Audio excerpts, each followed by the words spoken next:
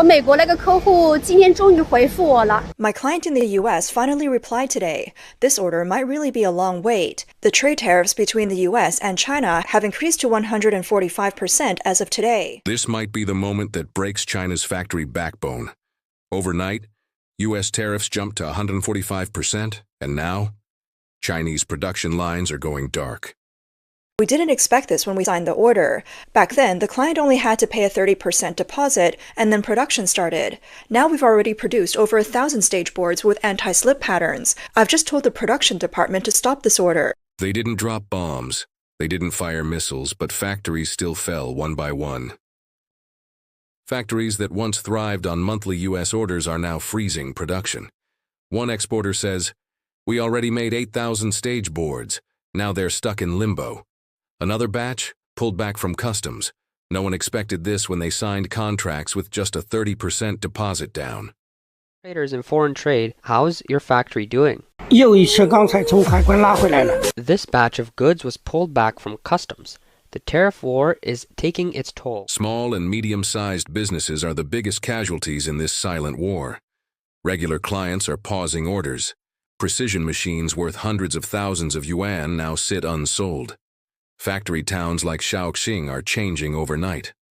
There's no more factories, and workers are everywhere looking for jobs. Shaoxing used to be called the backyard of Hangzhou, but now factories have closed there, and people are flocking to Shaoxing. But look, the companies everyone talks about, like Sanhua, are no longer hiring. Su'er can't take anyone anymore.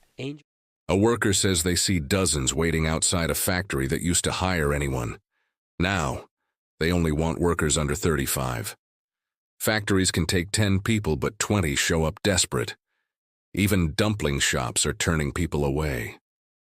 There's no work left. Angel isn't hiring. I've heard that nearly 100 workers are staying in hotels near factory gates, all waiting for Angel to start hiring. Even places like Shenzhou, Dumplings, once hiring workers above 50 years old, now wants workers under 35. These factories can hire 10 workers, but 20 people show up. Is there any good jobs left in Shaoxing? China's dominance in manufacturing came at the cost of long hours and low pay. But now, even that trade-off is collapsing.